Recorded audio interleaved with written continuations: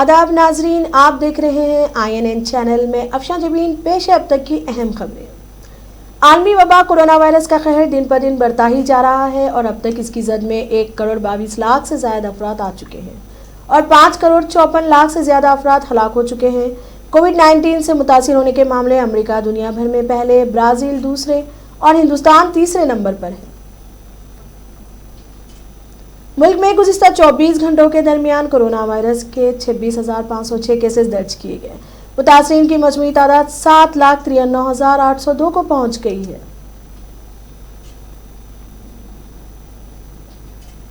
तेलंगाना में गुज़िश्ता 24 घंटों के दौरान 1410 नए केसेस दर्ज किए गए। मुतासिरीन की मजमूई तादाद 30,944 को पहुंच चुकी है।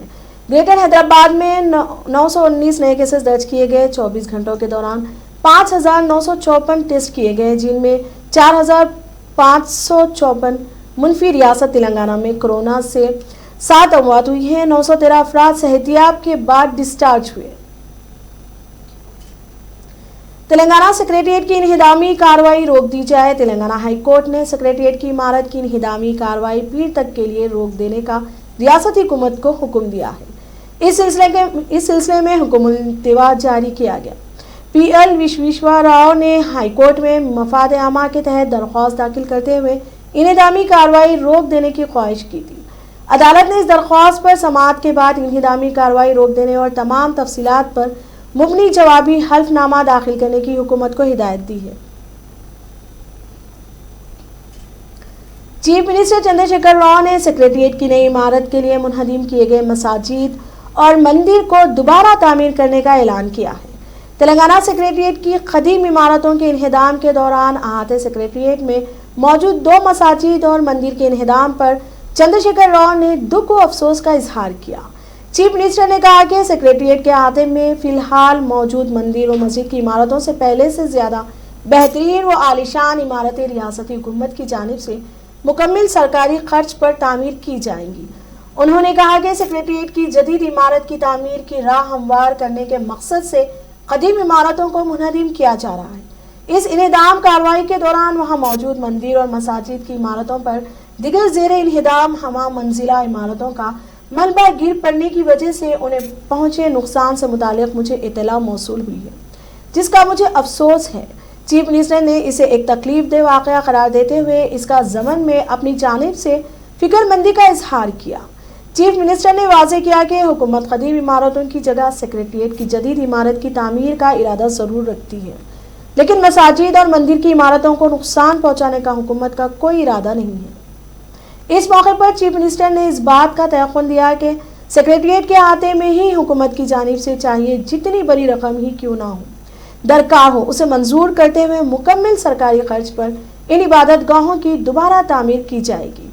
हुकूमत इन मजहबी इमारतों की तामीर मौजूदा रकबा से भी कहीं ज्यादा वासे रकबा पर करेगी। बहुत जल्द में वो मंदिर और मस्जिद के मुंतजमीन से इस खुसूस में मुलाकात करेंगे और इनके मशावरत से इन इबादत गाहों के तामीरी मंसूबे पर अजलाना अमल आरी करते हुए तामीर शुदा इबादत गाहों को इनके मुंतजमीन के हवाले कर दिया जाएगा। KCR ने कहा कि रियासत तेलंगाना एक सेक्युलर रियासत है और हर हाल में सेक्युलरिज्म की इस रूह को बरकरार रखा जाएगा। वज़ीर दाखिला मोहम्मद महमूद अली ने सेक्रेटेरिएट की इन्हिदामी कार्रवाई के दौरान शहीद किए गए 2 मसाजिद और एक मंदिर की तामीर का रियासती चीफ मिनिस्टर ने ऐलान किया। महमूद अली ने चीफ मिनिस्टर के इस फैसले का खैर मकदम किया और कहा कि चंद्रशेखर राव एक सेक्युलर चीफ मिनिस्टर हैं। मसाजिद और मंदिर को जो पुरानी सेक्रेटेरिएट की इमारत में थे, इसको दोबारा बड़े पैमाने पर तामीर करने का फैसला किया है और जल्द ही मुंतजमीन से इसके बारे में बात करने के लिए मीटिंग्स करेंगे। वज़ीर दाखिला ने कहा कि सेक्रेटेरिएट की नई इमारत को जदीद पैमाने पर तामीर करना लोगों के लिए ज्यादा फायदेमंद होगा। में जो मस्जिद है उससे भी कुशादा मस्जिद बनाऊंगा।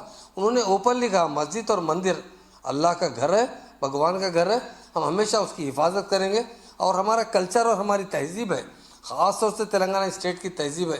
तेलंगाना स्टेट का सेकुलरिज्म हिंदुस्तान में माना जाता है और हमारे CM साहब हिंदुस्तान में नंबर 1 CM है जिन्होंने सारे मज़हब के लोगों का एहतराम किया है और लोगों में 2-4 दिन से बेचैनी थी। आज CM साहब का बयान आया कि बाजू की जो बिल्डिंग डिमोलिश करने में मस्जिद को थोड़ा सा नुकसान पहुंचा, उसका अफसोस का भी इज़हार किया है और उन्होंने कहा कि मैं बहुत अच्छी शानदार मस्जिद और बहुत अच्छी शानदार मंदिर बनाऊंगा। ये हमारे लिए बड़े प्राउड की बात है, हमारे लिए बड़ी फ़ख्र की बात है, हमारे लिए बड़ी एहतराम की बात है कि अल्लाह ताला ने हमें ऐसे ऐसे लीडर नसीब फरमाए जो हिंदुस्तान में सेकुलरिज्म चाहते हैं, हमारी स्टेट में चाहते हैं।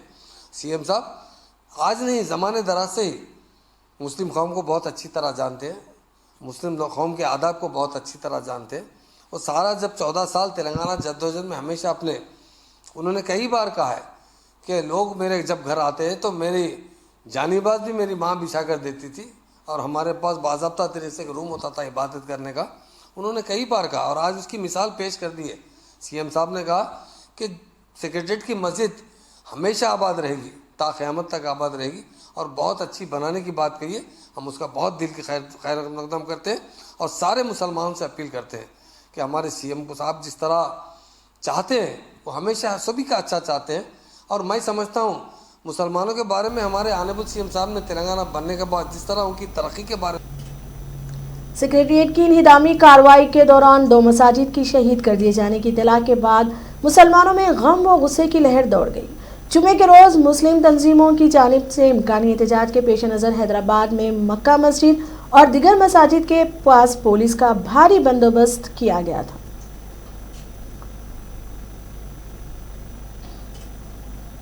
रियासती वजीर सत्यावती राठौड़ ने वजीर आला की जानिब से मुनक़िद किए गए ग्रीन फ्राइडे प्रोग्राम में शिरकत करते हुए सफाई के कामों में हिस्सा लिया।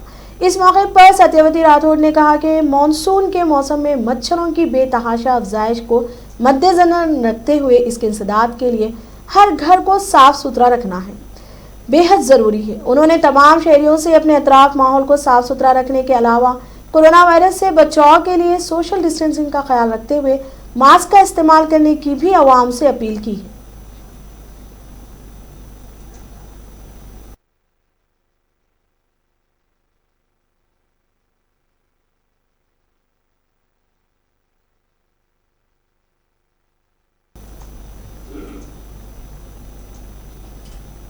कांग्रेस पार्टी के प्रदेश कांग्रेस कमेटी के वर्किंग प्रेसिडेंट पूनम प्रभाकर ने कहा कि रियासत में कोरोना वायरस का फैलाव है बेकाबू हो चुका है। उन्होंने वजीर आला KCR से आंध्र प्रदेश की तर्ज पर तेलंगाना में भी कोरोना वायरस के इलाज को आरोग्यश्री में शामिल करते हुए गरीब और मुतवस्सित तबकात को इलाज की सहूलत फराहम करने की अपील की।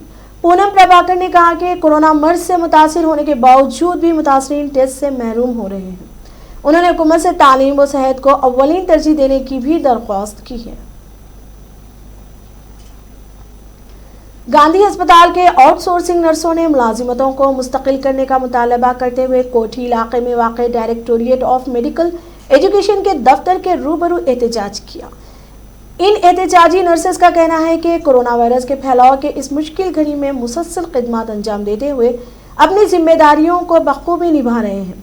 ताहम कॉन्ट्रैक्ट बेसिस पर खिदमत अंजाम देने से इन्हें मुलाजिमत का कोई भरोसा नहीं है। एहतजाजी नर्सेस ने अफसोस जाहिर करते हुए कहा कि गुज़िश्ता 13 सालों से खिदमत अंजाम देने के बावजूद भी इन्हें इंतहाई कम अजरत अदा की जा रही है। उन्होंने DMR के जानिबदाराना रवैये पर बरहमी का इजहार किया है। ప్రతి ఒక్కరు మా గురించి స్పందించాలి, గవర్నమెంట్ మా గురించి స్పందించాలి. ఇచ్చారు పోలీసు వాళ్ళకి మరి మాకు ఆర్డర్ క్యాప్ చూపియాలి. మేము 12 ఏళ్ల నుండి చేస్తున్నామండి ఇక్కడ.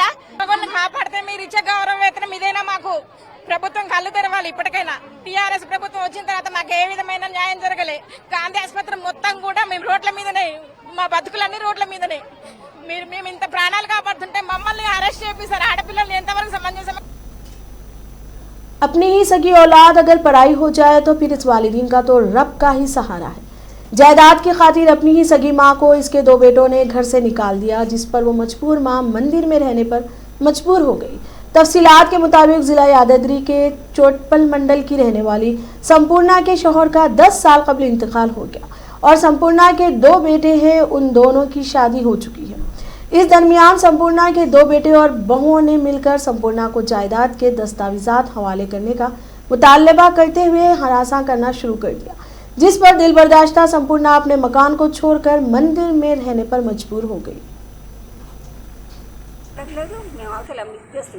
ఓ బడ్జెట్ ఓ బడదానా ఆయన కొడతానే భూమికి కొడతానే కట్టు కాదు ఇవన్నీ దెబ్బలే సురుకు వస్తున్నాయి సార్ అన్ని కాకుండా అంతకుముందు మంగళవాడు ఇంట్లోకి వెళ్ళి పారిపోయి ఎవరి దగ్గరికి పోయినా కూడా నేను ఎక్కడ ఉన్నా కూడా చంపుతాం, నిన్ను ముక్కలు కత్తికి కొంట లెక్క నరికి చంపుతాం, తీసుకుపోయి డిక్లేసి చంపుతామని చెప్పని తల్లి మీద కూడా దాడి చేశారు. ఇలాంటి కొడుకులకు తగిన బుద్ధి చెప్పాలి. ఈ ఊళ్ళో కూడా లింగుటంలో కూడా వీళ్ళిద్దరు కొడుకులను చూసి కూడా ప్రజాప్రతినిధులు కానీ ఎవరు కూడా అందరూ కూడా భయపడుతున్నారంట. దయచేసి ఈ ముసలాంకు న్యాయం జరిగేటట్టు అందరికీ తెలియజేస్తున్నాను. आंध्र प्रदेश के जिले नेल्लूर में कोरोना मर्ज के मुतासरीन की नाशों को जेसीबी के जरिए से पयन्ना नदी में बहा देने के वीडियोस वायरल होने के वाक़े पर नेल्लूर के ज्वाइंट कलेक्टर ने इस सिलसिले में नोट लेते हुए इसकी तहकीकात के लिए आरटीओ हुसैन को स्पेशल ऑफिसर के तौर पर मुंतखब किया है। इस मौके पर बात करते हुए आरटीओ हुसैन ने कहा कि इस वाक़े की तफसीली जाँच की जाएगी। నెల్లూరు జిల్లాలో కోవిడ్ వ్యాధితో బాధపడుతూ మరణించిన రోగులను ఖననం చేసే విషయంలో ఒక వీడియో వైరల్ అవుతున్నది. దీని విషయంలో నెల్లూరు జిల్లా కలెక్టర్ గారు విచారణకు ఆదేశించి ఉన్నారు. నెల్లూరు ఆర్డీఓ మరియు సబ్ డివిజనల్ మ్యాజిస్ట్రేట్ అయినటువంటి నన్ను విచారణాధికారిగా నియమించడం జరిగింది. విచారణ చేయడం జరుగుతూ ఉంది. విచారణ అనంతరము తుది నివేదికను జిల్లా కలెక్టర్ గారికి సమర్పించడం జరుగుతుంది. అందరికీ कानपुर का गैंगस्टर विकास दुबे पुलिस एनकाउंटर में मारा गया। मध्य प्रदेश में जुमेरात के रोज एक मंदिर से इसे गिरफ्तार करते हुए Uttar Pradesh special task force के हवाले किया गया था।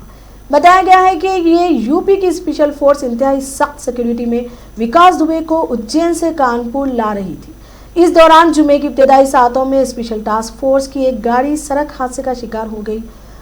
बर्राह पुलिस स्टेशन के इलाके के पास हादसे में कार पलट गई है। जो कार हादसे का शिकार हुई इसमें गैंगस्टर मौजूद था। कार में सवार दीगर पुलिस जवान जख्मी हो गए। इसका फायदा उठाते हुए विकास दुबे ने वहां से फरार होने की कोशिश की। बताया गया कि इसने पुलिस की रिवॉल्वर छीन रखी थी। काफिले में शामिल दीगर गाड़ियों में सवार पुलिस ने गैंगस्टर का ताक़ुब करते हुए इसका एनकाउंटर कर दिया, जिसमें वो मारा गया। इत्तलात के मुताबिक विकास दुबे की नाश को एनकाउंटर के बाद हेल्थ हॉस्पिटल में रखा गया है।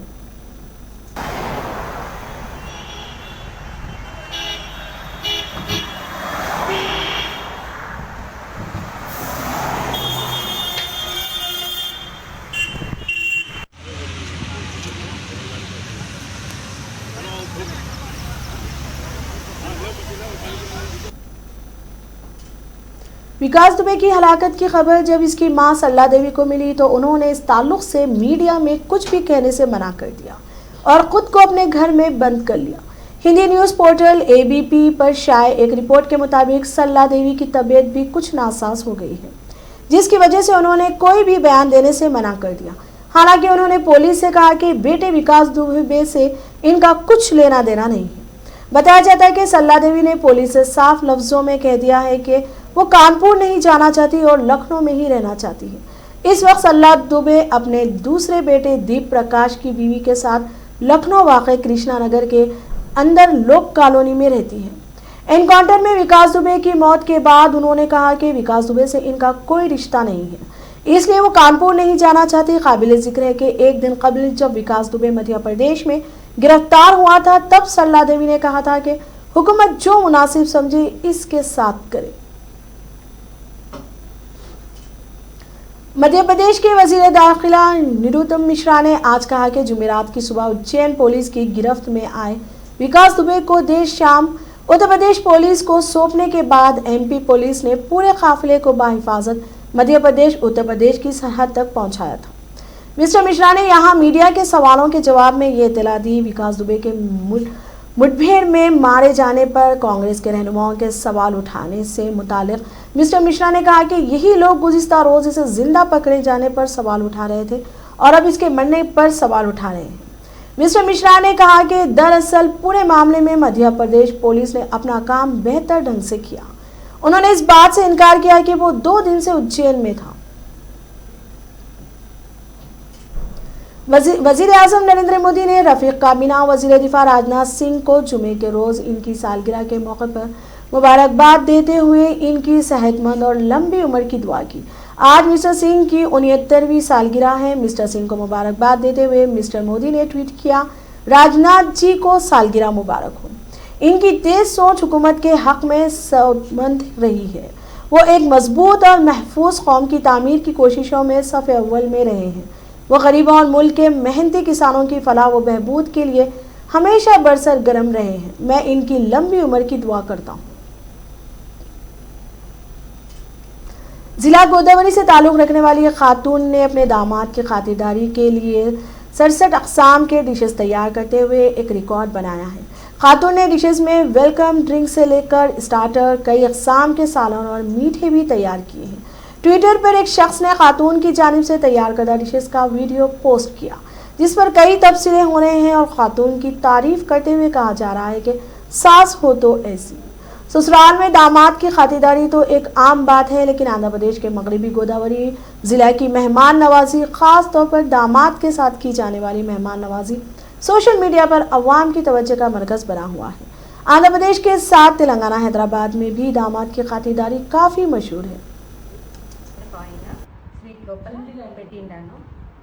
దీంట్లో ఉప్పు, పిక్కల్స్ 2, స్వీట్ పచ్చడి, కార పచ్చడి, 2 రకాల తాలింపులు, ఊరుపిండి, నూనె వంకాయ, మెంతులు మిరియాల పులుసు, పప్పుకూర, చారు, తైరు, కీరు, సుండలు, బీడ, దానికి జీర్ణం అయ్యేకి జింజర్ ముట్ట, ముక్కని అముదు అంటారు. ఇది లేకుండా ఒక విందు వచ్చి కంప్లీషనే లేదు. దానికన్నా అంటిపండు, మ్యాంగో, పనసపండు 3మే తేనెలో డిప్ చేసి దాంట్లో పెట్టినాము.